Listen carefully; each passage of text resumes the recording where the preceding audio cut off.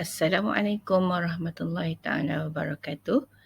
Apa khabar anak-anak? Hari ini kita akan menyambung pembelajaran kita dalam bahagian hadis. Hari ini kita akan belajar tajuk bahagian hadis, tajuk kedua, mencari yang halal. Okey, kita sama-sama tengok hadis yang diberikan.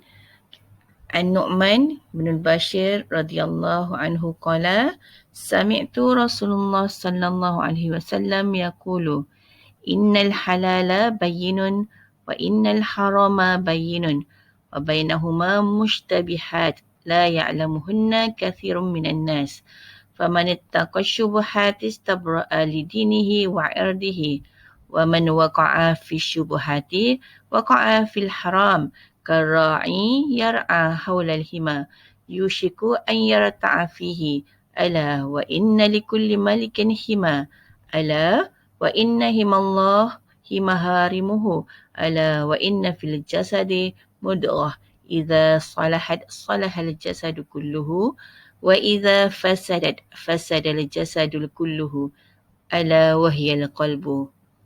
Baiklah. Sekarang kita tengok apakah maksud hadis.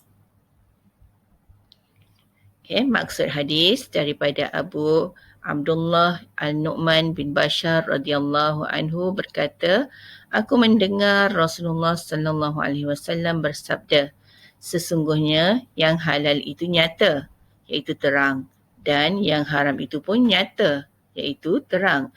Dan di antara keduanya ada perkara-perkara kesamaran yang tidak diketahui oleh kebanyakan manusia, yang dinamakan sebagai syubhah. Maka barang siapa memelihara dirinya daripada segala kesamaran, sesungguhnya ia memelihara bagi agamanya dan kehormatannya. Dan barang siapa jatuh ke dalam perkara kesamaran, jatuhlah ia ke dalam haram. Seperti seorang pengembala yang mengembala di sekeliling kawasan larangan. Hampir sangat ternakannya, maka di dalamnya ketahuilah bahawa bagi tiap-tiap raja ada kawasan larangannya. Ketahuilah bahawa larangan Allah ialah segala yang haram. Ketahuilah bahawa di dalam badan manusia ada seketul daging. Apabila ia baik, baiklah keseluruhannya. Dan apabila ia rosak, rosaklah sekaliannya. Ketahuilah itu yang dikatakan hati. Dalam hadis ini, ia menerangkan tentang perkara yang halal, haram dan syubhah. Pelajar-pelajar perlu tahu dan perlu boleh membezakan antara benda-benda yang halal, haram dan syubhah. Kerana perkara-perkara tersebut yang boleh menjaga hati manusia. Sekarang kita tengok apakah maksud halal, maksud haram dan syubhah. Halal ialah sesuatu yang dibenarkan oleh syarak. Contohnya haiwan yang disembelih dengan cara Islam. Kalau haiwan, walaupun haiwan tersebut halal, tapi cara sembelihannya tidak betul, ia dikira sebagai haram. Kedua, maksud haram. Haram ialah sesuatu yang dilarang oleh syarak. Contohnya makan babi, minum arak dan mencuri. Itu adalah sesuatu yang telah ditetapkan oleh syarak bahawa ia adalah haram. Yang ketiga, kita tengok apa maksud syubhah. Syubhah ialah sesuatu yang kita tidak pasti, yang kita tak tahu halal atau haram, yang kita tak yakin. Kadang-kadang orang kata haram, kadang-kadang orang kata halal, ataupun kita tak pasti, tak dengar orang kata pun, tapi kita tak tahu sebab dia tak ada logo halal. Contohnya, barang makanan yang dibawa masuk dari negara luar yang tak ada logo halal pun pada makanan tersebut. Jadi kita tak pasti, jadi kita anggaplah perkara tersebut adalah syubhah. Syubhah ialah sesuatu perkara yang tidak dapat dipastikan halal atau haram. Contoh yang paling jelas ialah makanan yang tiada logo halal atau logo yang diiktiraf. Kita perlu menghindarkan diri kita daripada melakukan perkara syubhah bagi mengelakkan diri kita daripada melakukan sesuatu perkara yang haram tanpa kita sedari. Bagaimana cara nak mengelakkan diri daripada perkara syubhah?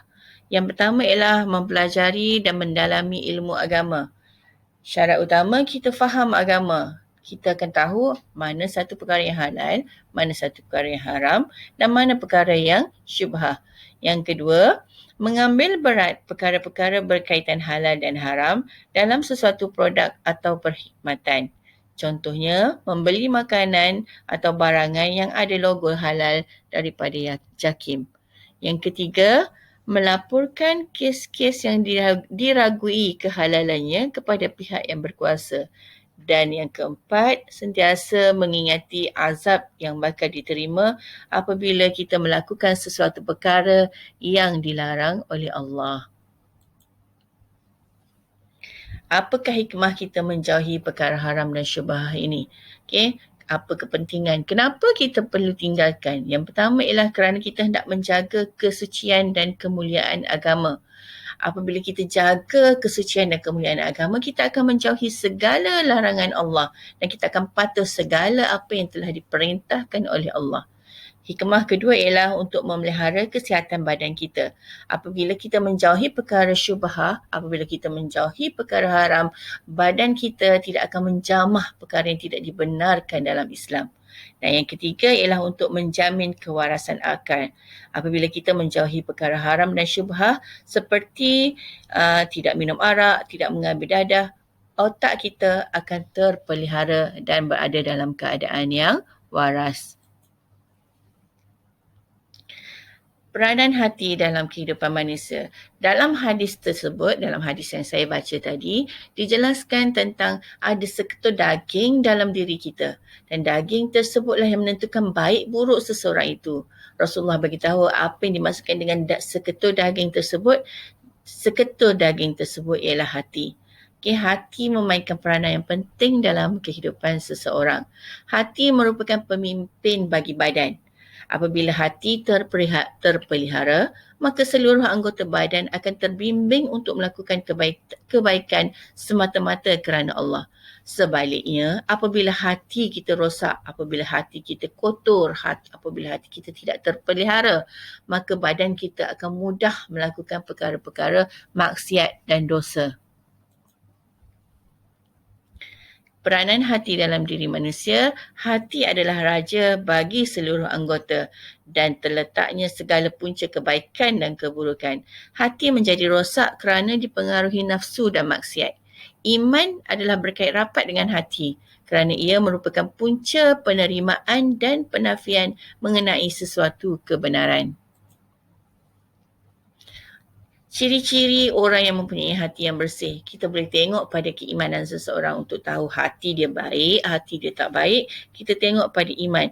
Apabila seseorang itu mematuhi segala perintah Allah, sabar dan tenang dengan ujian daripada Allah, itu tandanya hati dia bersih. Dan dari aspek ilmu pula, apabila seseorang itu memahami peringatan dan pengajaran yang diberikan oleh Allah dan sentiasa berusaha untuk memahami kebenaran, itu adalah ciri-ciri orang yang mempunyai hati yang bersih.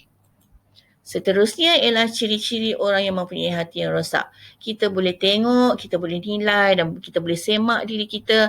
Kalau iman kita suka buat perkara yang ingkar, suka buat perkara yang kufur, suka langgar perintah Allah, selalu rasa keluh kesah, itu tanda ada kerosakan pada hati kita. Dan dari aspek ilmu, kalau kita susah nak terima kebenaran, sentiasa tak nak belajar, meninggalkan majlis ilmu, biarkan diri dalam keadaan tidak tahu, itu adalah tanda-tanda hati yang rosak. Okay.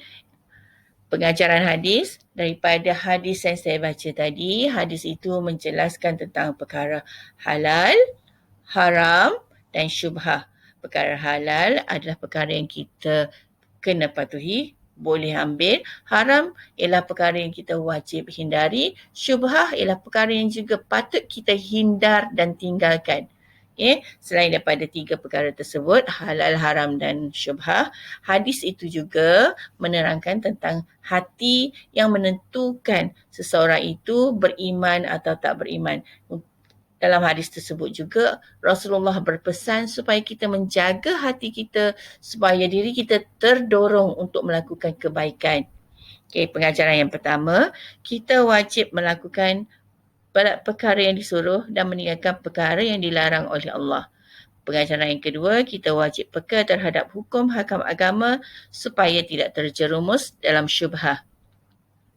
Pengajaran yang ketiga, orang yang sengaja melanggar perintah Allah boleh menyebabkan kemudaratan terhadap diri, keluarga, masyarakat di dunia dan di akhirat. Pengajaran yang terakhir, kita perlu mendidik hati dengan amalan zikir dan sentiasa mengingati Allah Subhanahu Wa Taala. Okey, sampai di situ saja untuk pengajaran kita hari ini. Jika pelajar ada masalah, boleh sentiasa bertanya. Sekian, terima kasih. Assalamualaikum warahmatullahi wabarakatuh.